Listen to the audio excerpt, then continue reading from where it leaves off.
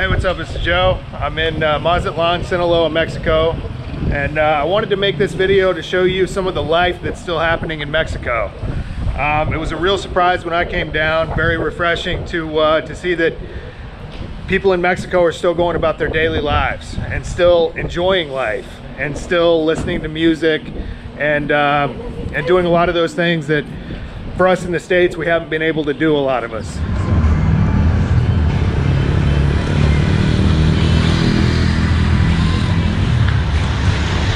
For people that have never been to Mexico, it's very alive. Most days there's something going on the street. There's either a band playing, a party,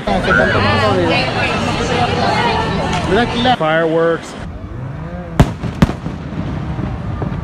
or something's going on. But Mexicans in general tend to be a very extroverted, outgoing type of a people, and so it's just been so nice to come down here and start to feel alive again.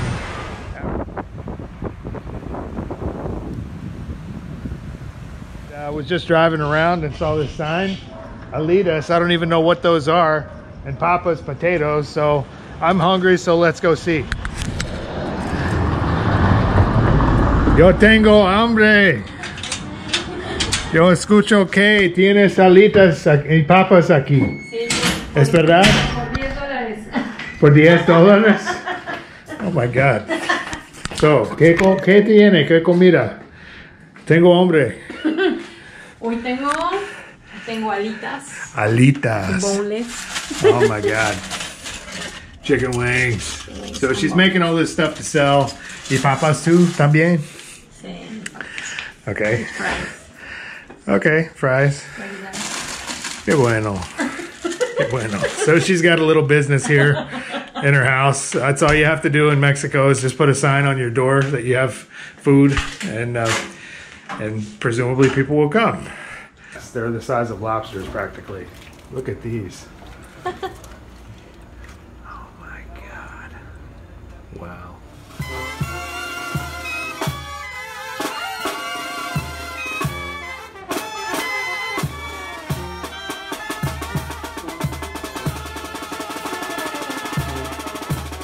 Hey, so I'm back at my campsite, just waking up. I've been seeing a girl in town named Lily, and but to be frank, every once in a while I need a break. So so I'm back home.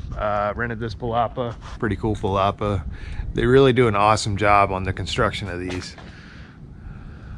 My bike, my tent, my camp, all kinds of shit like that.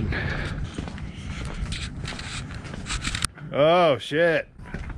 What up, bro? That's a Scooter Tramp right there. Yeah. Endangered species. Having a little coffee. Still free. Still free. How does it feel to be in Mexico? Endangered species. Mexico's kind of like stepping back in time 20 years, which I kind of like. Yeah. Yeah, there's a lot of freedom. Nobody really cares. Yeah. What you do, you know, except maybe in the cities, like, people don't care if somebody smokes. They don't, you know, there's not like all these restrictions now. Yeah, yeah. People aren't so worried that every little thing might kill them because something's gonna. Yeah. Anyway. They're gonna die anyway. It's just like being back in the 80s when you were free to do what you wanted.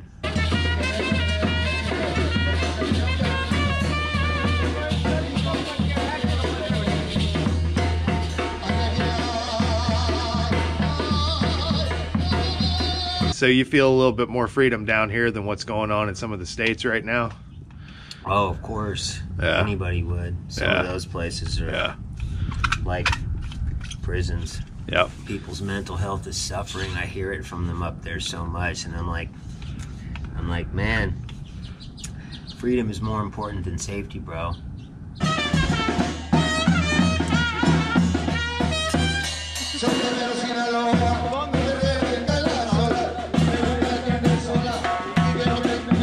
One of the cool things for me was to come down here and see that people are still going out and having fun and still living their life. Over history, millions of men have marched off to the miseries of war, and knowing that there was a really high probability they were going to get killed doing this to fight for the freedom for the people.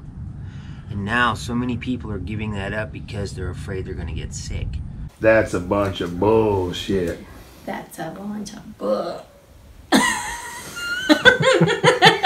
Living this kind of lifestyle, living on a motorcycle full time, you know, I love my freedom. And wherever the freedom is, that's where I'm going to go, you know. And now down here in Mexico, where people are still going about their lives and still enjoying life, man. It's just the coolest thing in the world to see. Weird.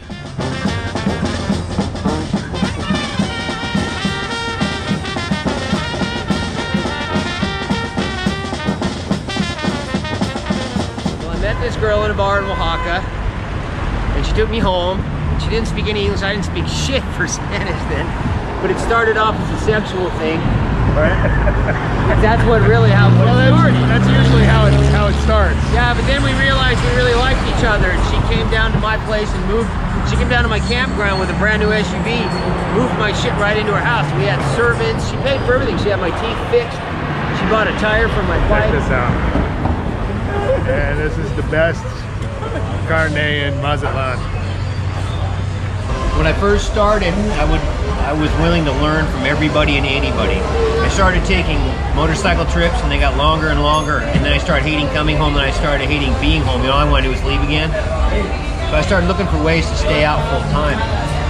But I took trips, and I would stay out all summer and come back, so I moved into it a little more slowly. But so, one thing Panhead Billy does is he goes to social events constantly.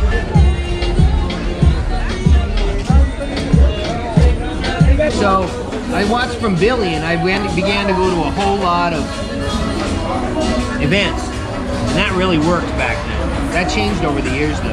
What do you do down here in Mexico to meet people and not be lonely? Well, I've had a hard time with that in Mexico. Staying with a girl's good. You really make me feel shy, baby. Oh. If you spoke fluent Spanish, you wouldn't really have too much trouble. Everybody I've known that's been on the road a long time, there's not too many. They've all been absolutely forced to improve their personal social skills to the absolute best in their ability. What's your name? I'm Joe. I'm Robin. Are you shaking hands? Yeah. Hell yeah. Oh, we got to do the Mexican handshake. Oh yeah. That's so old. I remember being so lonely in Palm Springs. For some reason, I always remember Palm Springs as part of it. That they got one street that's kind of a tourist street. It's got the bars, the coffee shops, and the ice cream play and all that, you know, cigar shops. And I would get to talking with somebody, I would just talk to them like I'd already known them for 10 years.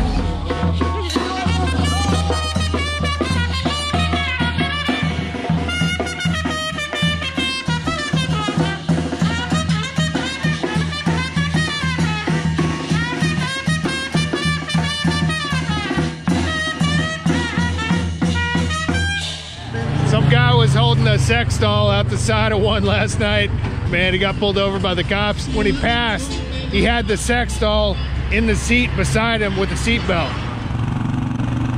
A few days before the making of this video, I was informed that my grandfather, at age 86, had succumbed to complications from the COVID-19 virus and had passed away.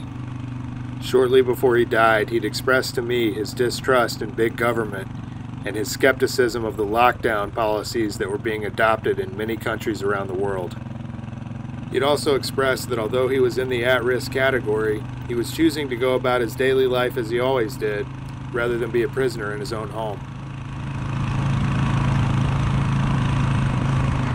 Atendiendo su llamado. Somos tus amigos banda, los cuadreros de Mazatlán, Sinaloa, visitando su colonia Sánchez Celis. Por favor. Un momento, yo necesito